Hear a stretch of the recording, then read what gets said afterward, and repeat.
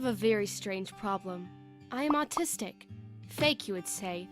Autists can't tell their stories. Well, funny thing is, I didn't know I was sick until 2 years ago, and I just thought I was a socially awkward weirdo. This is the story of my life. I have always known I am strange. I have quite a normal family, and even though they love me a lot, I have always been a black sheep. My relatives are all pretty down-to-earth people, God bless them, while I was growing up a dreamer.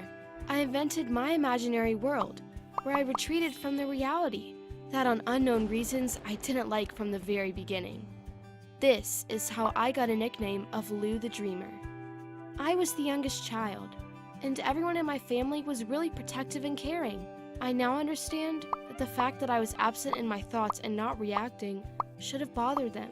But in our community, no one is really well informed about psychological disorders, so they just thought I would grow it over at some point. Of course, I didn't.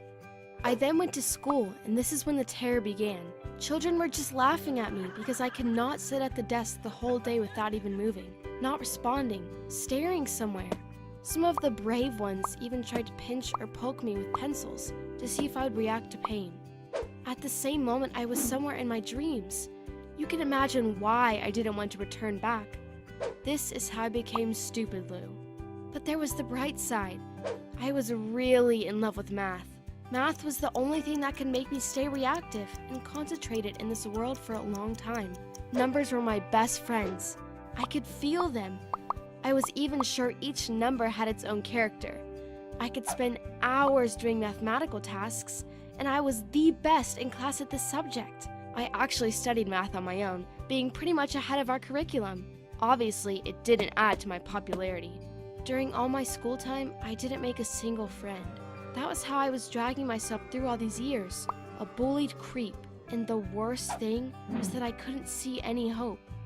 However, my math teacher, who was very nice to me, once advised me to visit a psychologist. She said that I could improve my relationships with my classmates this way. I got the point.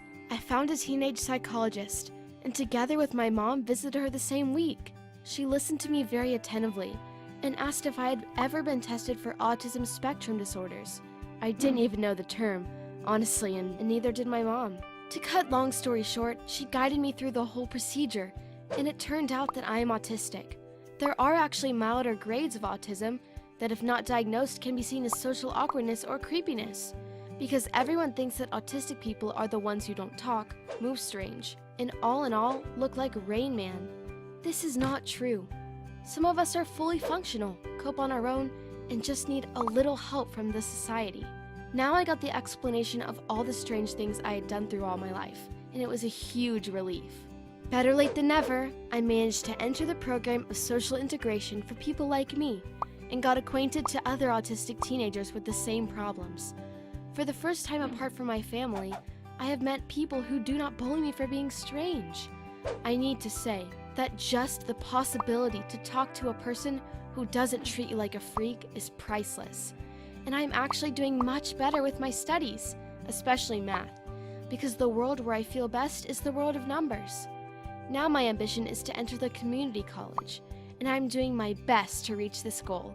I hope that life will be nice to me in the future, because I now know how to better deal with it. I just hope that you will like the last nickname my new friends gave me, which is the Digital Lou. Doesn't it sound cool?